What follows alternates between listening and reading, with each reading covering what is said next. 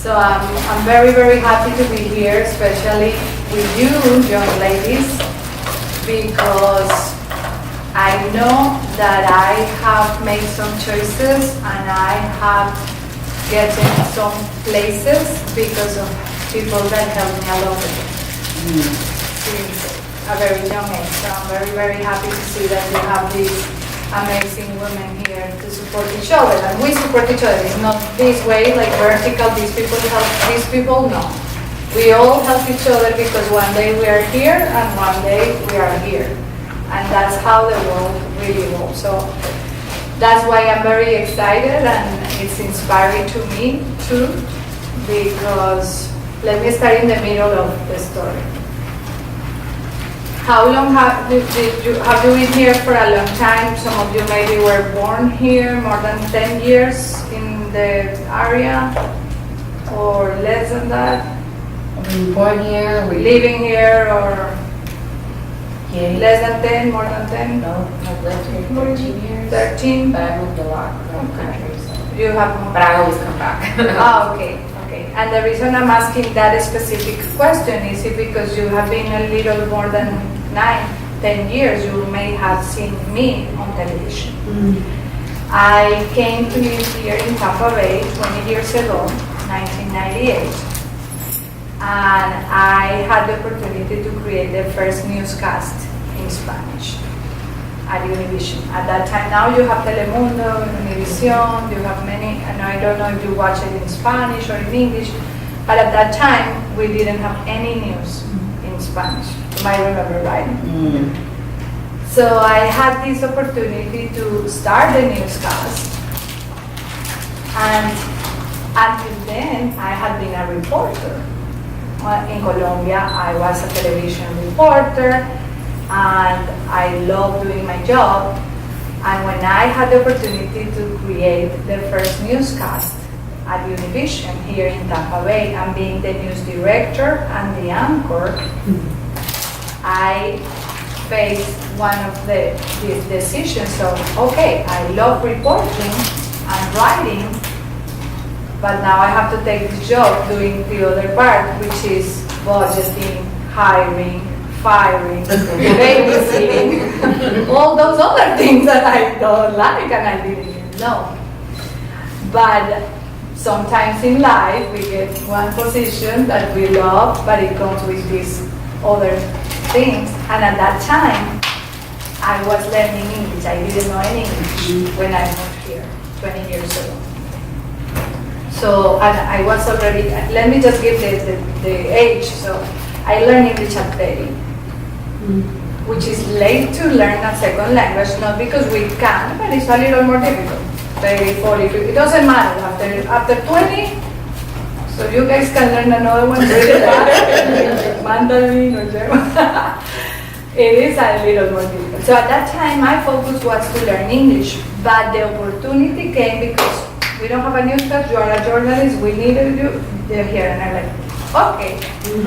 So I started learning English at night, and I became the news director. And despite that, I said yes. So I was doing the news live every single day. Buenas noches, los saluda María del Pilar Ortiz, bienvenidos a las noticias en vivo.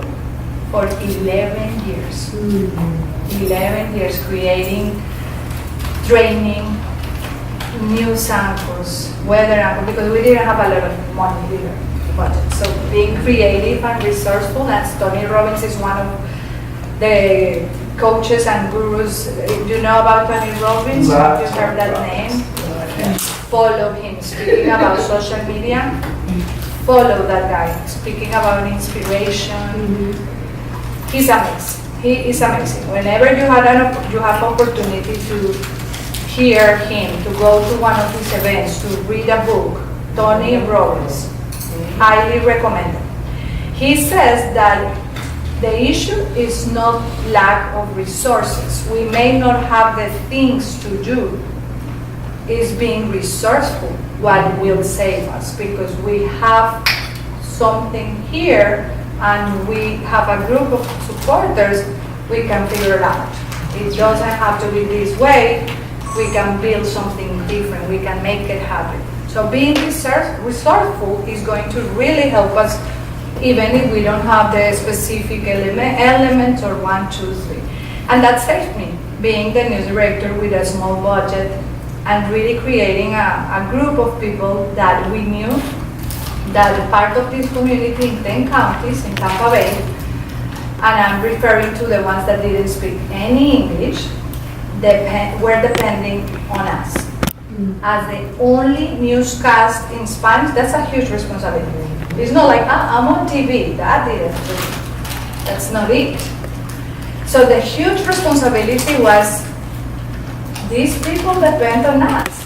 Whether we are informing a campaign to register to vote, or these are programs for kids, for your children, or be safe because a hurricane is coming.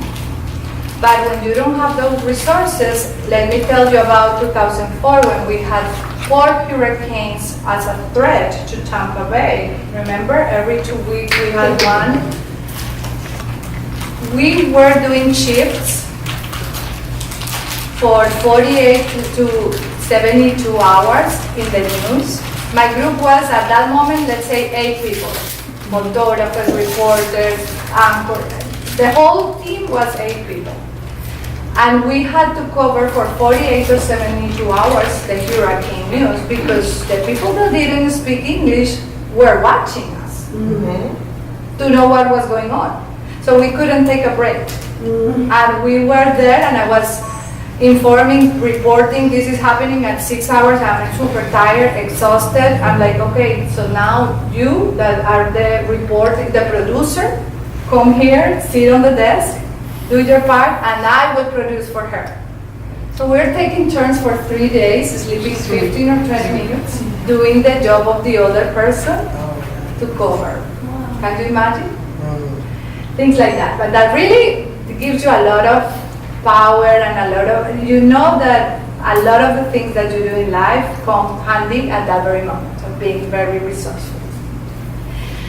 So 11 wonderful years I learned English because I knew being in this country and understanding the system, and I just got here at that age. I had started my career.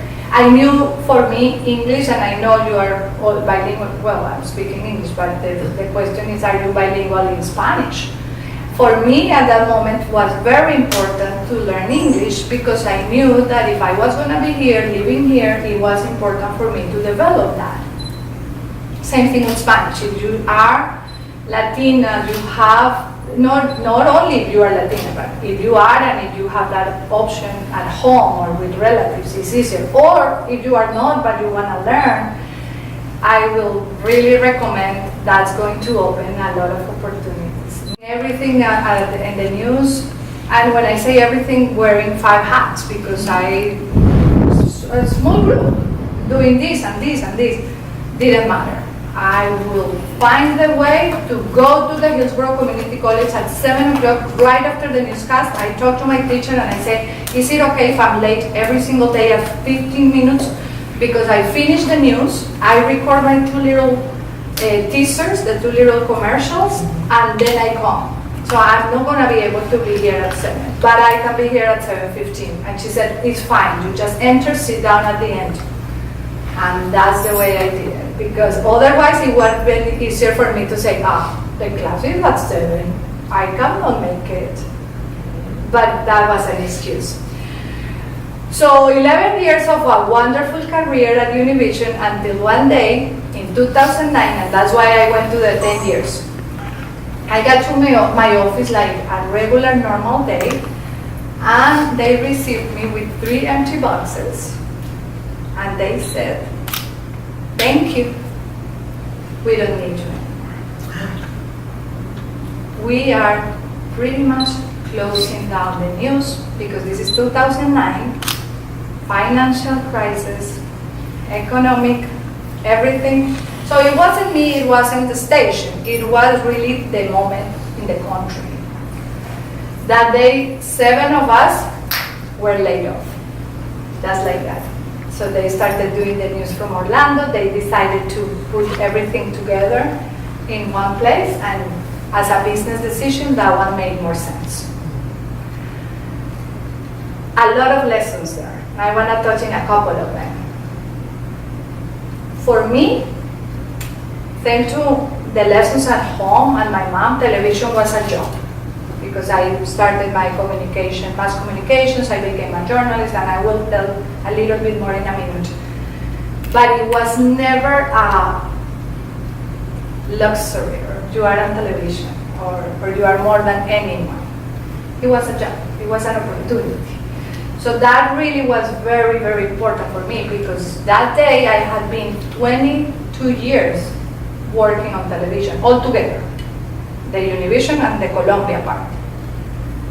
But my life didn't finish there. It could have. For some people, it was like, one day you are here, you are the face. I was recognized everywhere. Hola Pilar, I'm here. Mexican restaurant, Colombian restaurant, Walmart, Target, everywhere. Whomever spoke Spanish will say, you are the one from the news. From here to nothing, if you don't really know and you think that's what it is, it will really affect you. Didn't happen because I never lose the right side of it. So that was one that I'm like, good. I'm okay moving cables, helping, creating just relationships with everyone. The other one, that you can reinvent yourself. I didn't know what to do right that day. I cried that day. And then I'm like, okay, what am I going to do now? Am I going to look for a job? And I started, but I didn't find a job right away. But I knew I had my talent, my connections, my people, my support group. And I asked for help. I said, what can I do? How can I help? How can you help? Because there are some moments in life, especially when you don't see like something could be. I was like, this is it. And I didn't like sales. I'm like, I'm a reporter, I love writing, but I hate selling. And then I changed my mindset. I'm like, okay, if I focus in I hate selling, I'm going to hate selling, and I am going to be in a bad place. So I changed that for, I'm going to master sales. Because he told me, you have everything to do sales, you just need to ask for the check. That's the only part that is feeling not so good. And I'm like, yeah, you're right, I have the personality, I like talking to people, I want to help people. Oh, maybe I just need to be comfortable saying it's $100. And this is it. And I learned. And now I teach people to do that. Now I enjoy the process. So that was another lesson. Another lesson from that day was this one. I knew it, I did it, and it came as a lesson like 5 years later. So I left that building with my 3 boxes, an office of 11 years. I cried that day. The very next day, without a phone, without an email address, without business cards, do you think you lose everything? But no, I had my health and my spirit. I went to a networking event, then I started working in advertising, and that was it. I didn't have any bad feeling for them. I understood. I didn't do anything wrong, and they really didn't do anything wrong. The lesson I want to refer to is 5 years later, I'm talking to someone that recognized me, and this came out of this lady's mouth. She looked at me, oh yes, I remember you from Univision, and we started a conversation, and she goes, you already forgave them? And I'm like, who, what? Did you already forgive them for what they did to you? What are we talking about? Univision. And I'm like, I mean, I don't have any, I'm not holding anything against them. What do you mean forgive them? So she had worked at some point, and she still had this, they did this to me, the grudge.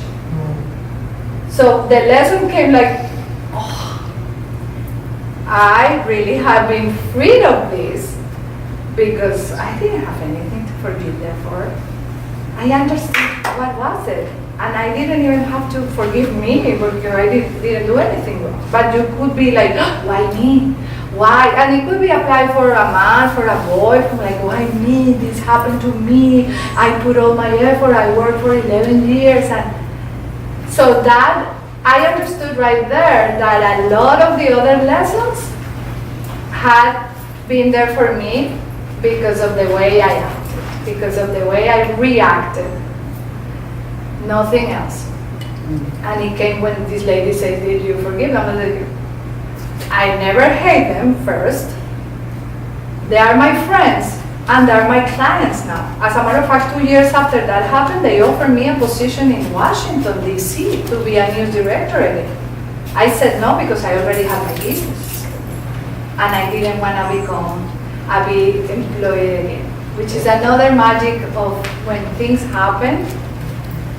Then I started my own company, and now I don't want to go back to television 24 hours to work those crazy shifts, and I love television. So that was kind of the end of that circle of like, we can be in a good place even when bad things happen, or when these situations happen if we keep that attitude. I learned positive attitude very early in my life from my dad. I was 14 years old and my dad was in the hospital because they found a big tumor in his knee and they were 99% of possibilities that they were going to amputate his leg. So he was in the hospital for 2 years and my parents just had been divorced. So we were living apart, we were living with my mom, my dad, he's a pilot. He's already retired, but he's a pilot from the Air Force. So we are in the hospital. My mom is taking us to see my dad, but they are not really talking. Some of you might be familiar to that type of situation. So it was tense, but we were to visit him. And even though this was the one option, my dad never stopped laughing, smiling, and seeing the positive. And the conversation was open, and like, what are we gonna do if they do this and the surgery and what happened? And he would say, don't worry beforehand. Don't worry beforehand. If that happens, we will take care. We will look for, I remember, he used to live in a 2-story house. We lived in an apartment with my mom. I said, what are you going to do with that house? And he said, we will look for a 1-story house. Don't worry beforehand. And he will keep his spirit. So that was a lesson of positive attitude that I learned very early. And I thought everyone had it. As the years passed and I started talking to more people, like, this is not everyone has it. How can I help people? And that's part of what I do right now, beyond helping people to communicate better or to speak better or to do presentations. I do more work like inside and finding that what is going to make you happy is inside. It's not in social media, it's not out there, it's not on television, it's not even in the rest of the family. It's here. And I had become a positive attitude, super fun, and I want to tell everyone how powerful it is. If you see my family of my close friends and you ask them one phrase that will identify me, it will be in Spanish. Some of you speak Spanish. Who speaks Spanish? ¿Alguien? Okay, because it sounds better in Spanish. They will identify me saying, Pilar always says, lo bueno es. The good news is, the good thing is.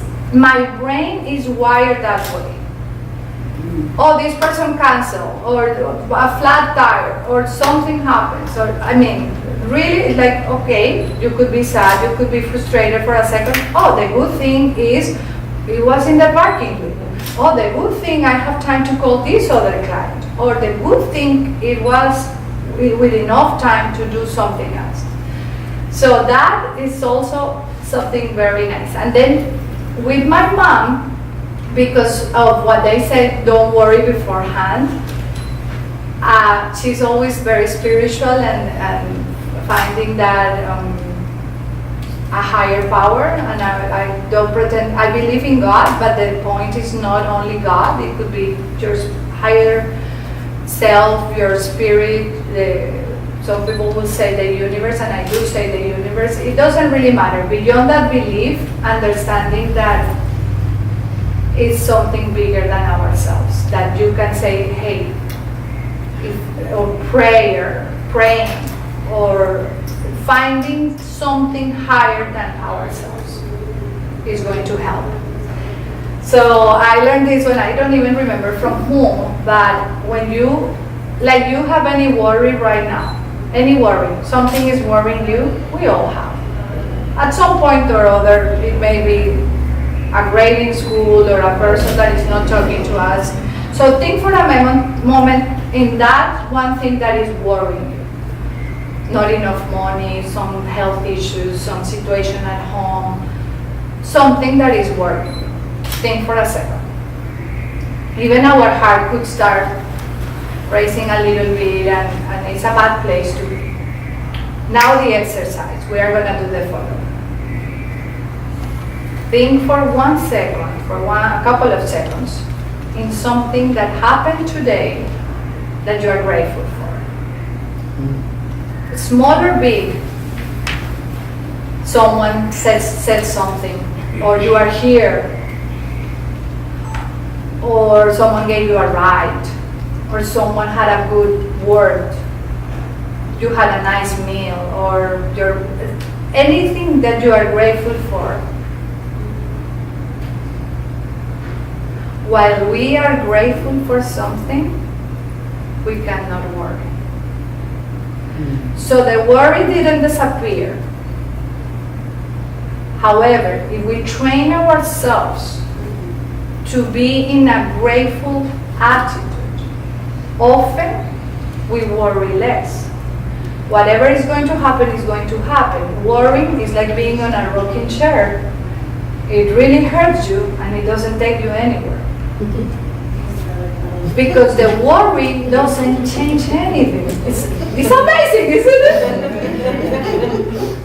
So, if we train ourselves to do that, we don't worry beforehand, which was what my dad and my mom were saying. We change that, we are grateful for something else, very positive, and whatever is going to happen, it will happen and we'll take care of it. But the worry, a lot of times, is what kills us. And we do this big story and big picture, and then the thing was this big, and we worry for a week. I'm like, oh, really? And the worry was this huge. So we have the power to really change the story, but the exercise I just gave you is a powerful tool that works, and it will help you every single time if we learn to do it often. If we don't use it, we forget. So it's not like we stop worrying, but we start changing the thought about worrying. Make sense? Yeah. Do you like it? Are you gonna use it? So after Univision and after all this, I created my own company, which excites me because I had to learn a lot about being a businesswoman and being a person that was coaching others and selling. And I've been in business for 8 years now, doing what I'm doing here for you. They pay me for that. Can you imagine? Yes. Yes. Training people in presentation skills, in how to do videos because of that background of television, in confidence, because we all have issues about confidence. Let me tell you one. So for me, confidence doesn't exist. It's like, I'm going to help you with confidence. And then you call me, Pilar, what happened? 1 month later, my confidence. So for me, doesn't really exist. It's not like I became a confident businesswoman and that's it. Because a lot of times people will, because you were on television. And what? Yeah, I was on television and someday I was like wagging my cheers and then buenas noches, like you have to do what you have to do. But confidence for me is something that we learn to generate. We learn to build confidence along the way because very often something is going to come and change everything. So I'm very comfortable speaking English now. I feel good. 3 or 4 years ago, I didn't think I had enough English to make presentations in English. So I was only doing my training and my coaching and everything in Spanish. But I was missing a huge opportunity in this market. So I started to believe that I could. And whether Henry Ford, right? Whether you think you can or you can't, you are right. Whether you think you can or you can't, you are right. I think it's Henry Ford. I think so. Now these days quotes belong to everyone because somebody puts there in Instagram Walt Disney or Henry Ford. But I think that one is Henry Ford. So confidence, I started to let me start in English and I'm gonna do a little here and coaching 101 and then and then I make people laugh in English. I'm like, yeah, it's working out. And I built my confidence and I started. I'm like, oh yeah, I can do it. And now, as I said before, most 75-80% of my business is in English more than Spanish. But then one day when I was already feeling, okay, I got it, this is good, it's comfort zone, huh? I was like, I feel good, I have the 20 people, I'm training, I coach you. They call me, I belong to the National NSA, National Association of National Speakers Association. As a speaker, I belong to that association. So I received a call 3 years ago. Hey Pilar, we would like to have you as a co-host of our podcast that goes to 4,000 members, and you will be the first Latina in hosting that podcast, Voices of Experience. And I'm like, what? And I remember what, could you say that again? Am I hearing correctly? And yeah, we would like for you to be the host of this podcast. Can I tell you tomorrow? I was so nervous. My confidence went down to the floor because one thing was for me to make a mistake and we laugh because I don't know how to pronounce. I have to just spell it. S-H-E-E-T. Every time I say that, I say S-I-T. So I can make you laugh here because I can make fun of me. Like one sheet. I hope I said it right. Maybe I said the other one. I don't know. But on the microphone, I'm a very good interviewer in Spanish, but I'm going to put my career and my credibility in a microphone in front of 4,000 people in English. So I hung up and I'm like, I was with a friend of mine that was working with me at the moment and what happened, Pilar? And I explained to her, are you going to take it, right? And I'm like, I don't think so. And she looked at me and she said, what would you tell to one of your clients? And I said, you're right, that they can do it, that they know what to do. You just need to prepare yourself. When you don't have all the skills, you build that confidence. So I hired myself that very day, and I realized that if I said no, I was going to regret. Because they were calling me, they were choosing me for a reason. They believed in me. And if I said no, 1 year from that moment, I was going to see somebody else doing those interviews in the middle of the hallway during the conference in Washington, D.C. And that opportunity was mine, but because of fear and lack of confidence, I was going to lose it. I'm like, okay, yes, I'm going to do it. Shaking. Really? I hired a coach because I wanted to make sure I was pronouncing some words, like ed at the end, things that I knew it was going to be better. I started training with the interviews in English with friends, like, can I interview you? Practicing, and I followed the steps, and I did it. And I did over 100 interviews. And we did video. And guess what? 18 months of work, and now to this day today, I walk through those hallways. I open my mouth, I somebody in the escalator, you're Pilar, I know that voice, I recognize her voice. Of course, this is the one with the accent that was doing the interview, so they recognize my voice, they watch the videos, they heard the interviews, I was able to serve the community and overcame my own fear. And I have had fear a lot of times in my life. How are we doing in time? I love this. We are doing okay. I want questions.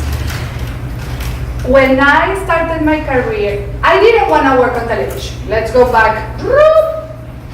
I wanted to be a writer, a reporter. My grandfather wrote a book. My mom wrote a column in a newspaper. She didn't have any college degree or anything, but she liked to write. So she called the director one day and she said, can I write a column? And they said, we don't pay, but if you want to write it. And she said, yes, I want to write it. She was a homestay mom, but she wrote that column. She published her column in the newspaper. So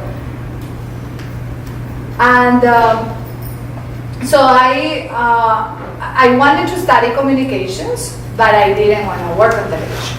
So before I finished my career, I had this responsibility of looking for an internship. And I wanted the newspaper. But my teacher, the college professor, said, you should apply on television as well. No, why? I don't want television. It's only one newspaper, Pilar. Everyone is applying to that newspaper. While they are going to have one, maybe two people. That's it. And if it's not you, so I said, okay. So I did. Yeah, I wasn't called at the newspaper. They didn't pick me, and I got the job at the television station.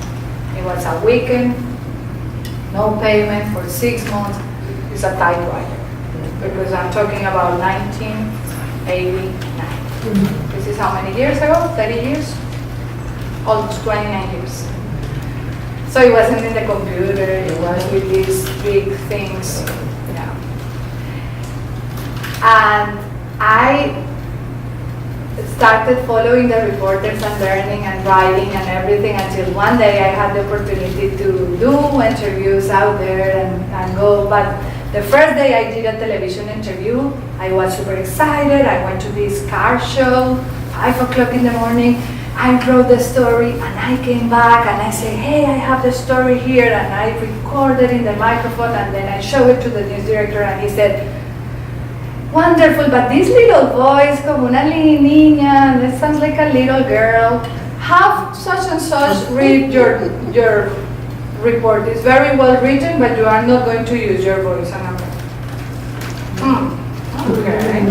So they had somebody else, but I started studying more, and I'm like, the encouragement was there. I wasn't going to let someone say, like, oh, okay, you don't have a voice for television. What can I do if my voice sounds like a little girl? Which was true.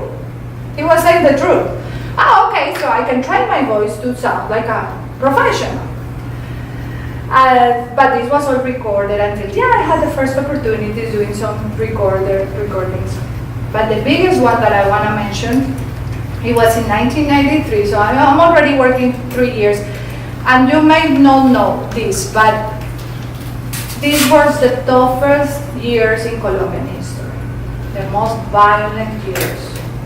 Cartel, maybe you have watched some of these series, Pablo Escobar, El Patron, all these. I lived.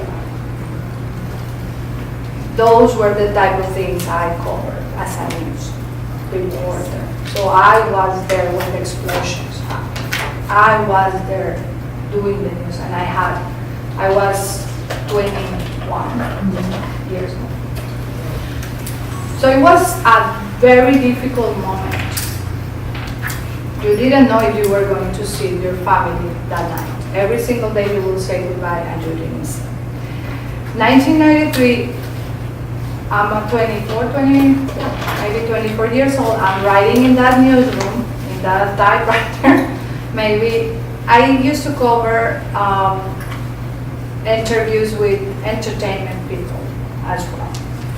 So it was very soft. Besides the breaking news, I wasn't the one covering the drugs and all those. So I didn't really know a lot about that. I will cover, if something would happen, I would go and cover the breaking news.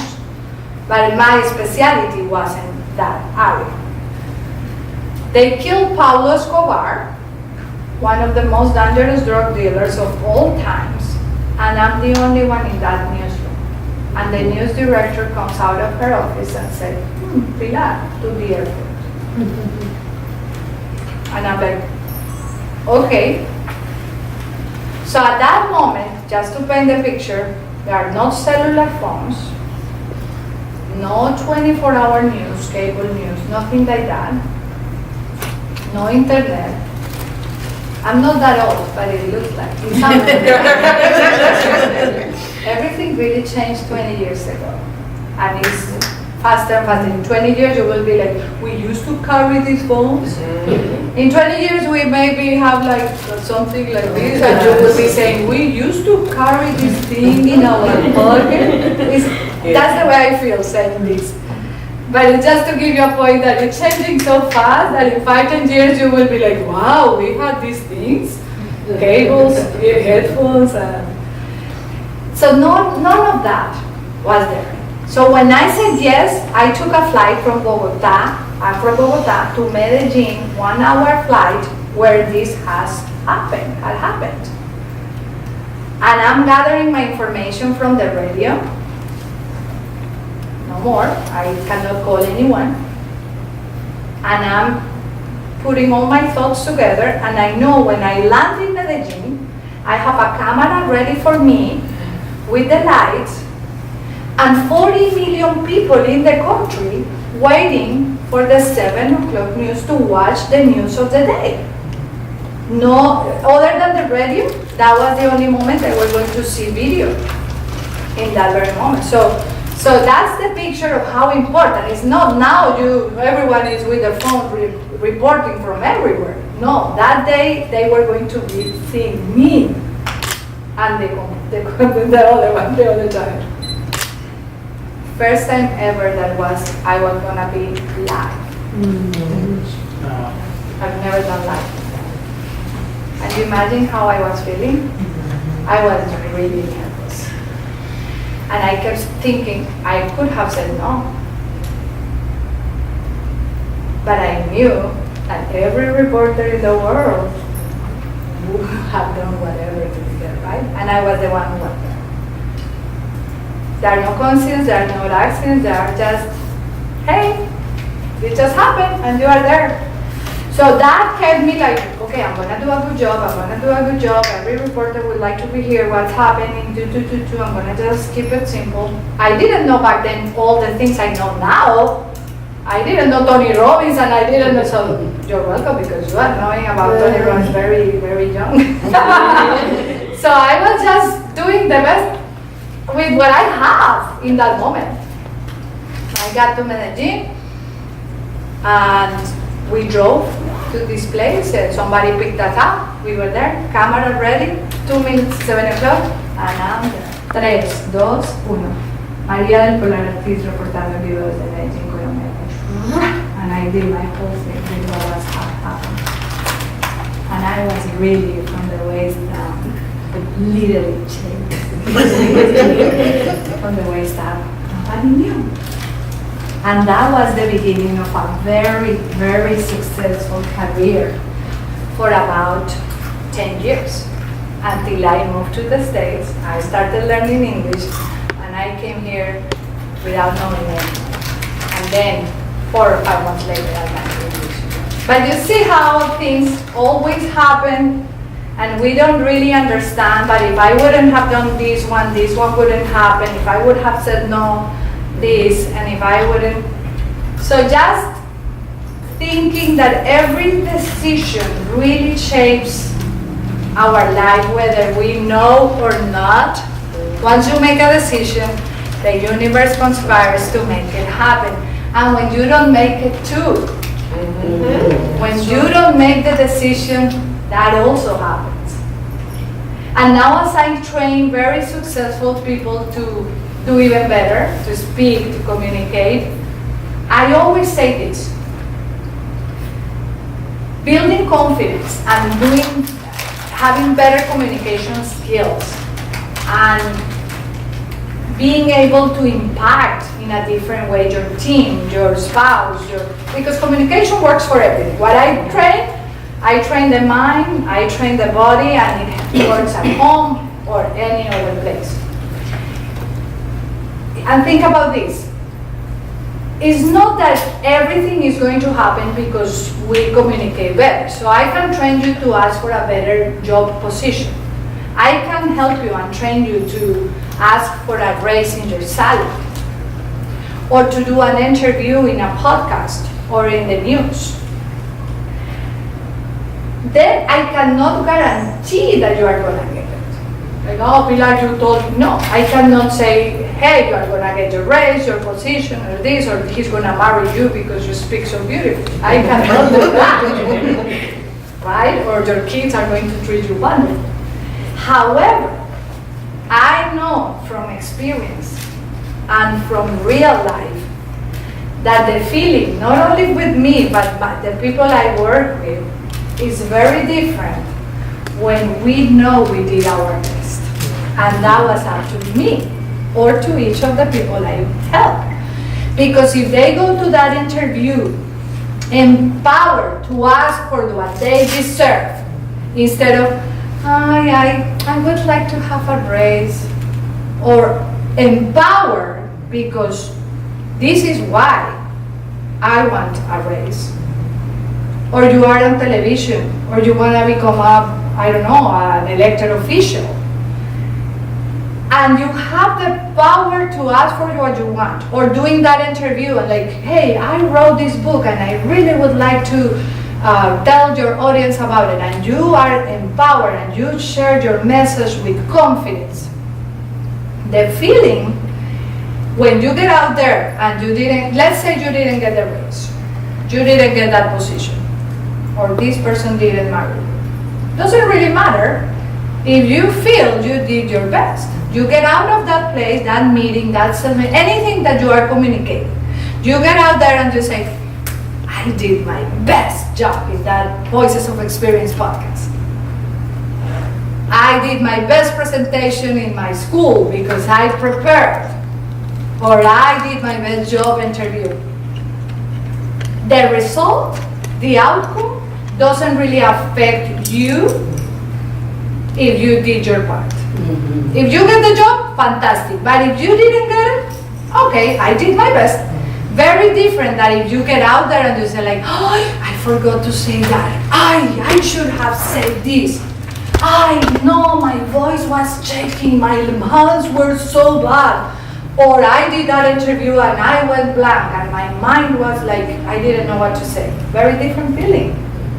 So I can guarantee to work with someone and say you are going to be confident. You have the resources, you have the power to make it happen.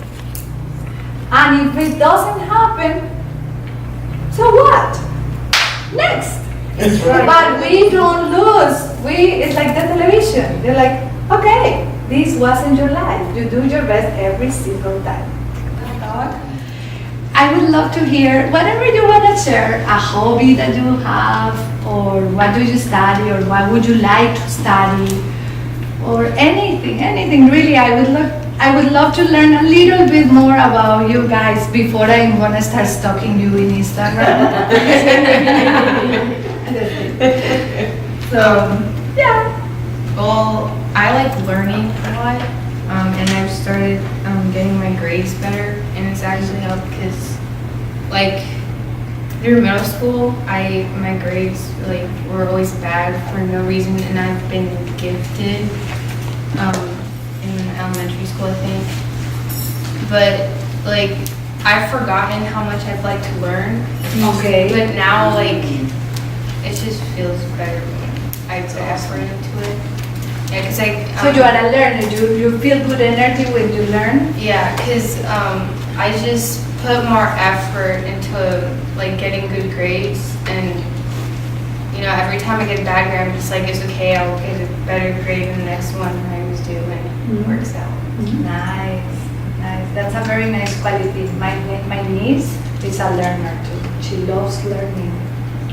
Awesome. And your name? Your first name? Karina. Karina. Thank you for sharing that, Karina. And keep learning. Nice, nice. I want to hear from everyone. So I'm not going to move from here. Cookies, tea. We have food. We have water. Right now, I am getting my associate's degree in arts, and I want to study business marketing. So I'm going towards that because it ties in with my values and my interests. So it ties in with my career path. But I really like theater, so I'm balancing it out. I don't know if I want to do it as a second major, like a minor maybe, or like a hobby. But I like acting. Oh, And I maybe as a discovered that. career. Who knows? I discovered that because of my teacher. He forced me into his class, basically. I didn't want to take his acting class. I wanted to take the backstage, like lighting, scenic design, and all that stuff. And he's like, well, I added you in my acting class. And I was like, oh no. I was like, I have a fear for being on stage. But during his class, we did a monologue for the casting for the play. I didn't know it was for that, so I chose a random monologue. And I was practicing and practicing and practicing, and when it came my turn to perform it in front of the class, I was really nervous, but I guess I did a really good job that I got the lead role.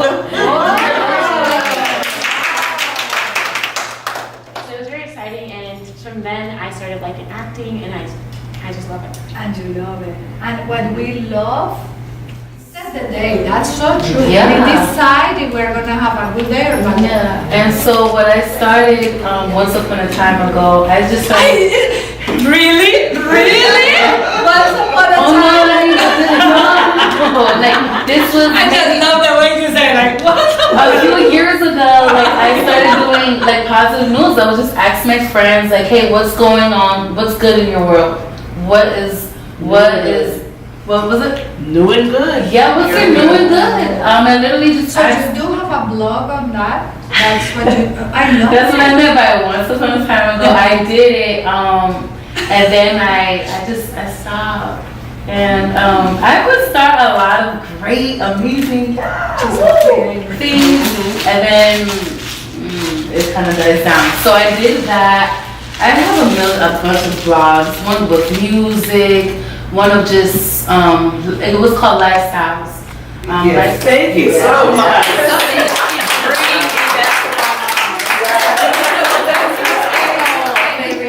We learned today that the universe revolves around my mama. And I do have one more gift for 2 people. So I have a book for each of you that if you want I can give you an autograph. And I have actually I have one ticket for a tea party with the Hispanic Professional Women's Association.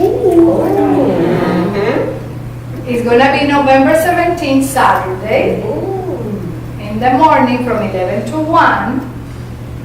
And I want for one of you to be my guest. Hispanic Professional Women's Association, we do a mentoring program. We help young Latina women that are studying, and I keep saying Latina, it's the mission, but it doesn't have to be. If there's someone that is not, it's okay.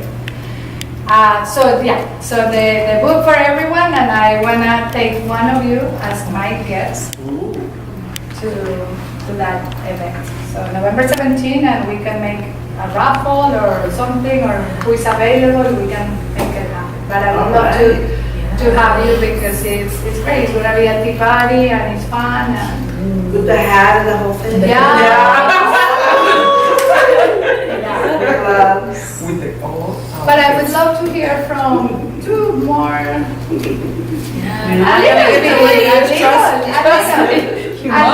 A little bit, just even if you say, "Ay, Pilar, that was kind of long and boring. I have plans this Friday." I will take that. Making me late for my day. You send me your name and you say, "I'm late for my date," and then I give you a tip. One little thing. Why not? Can I ask at least why not?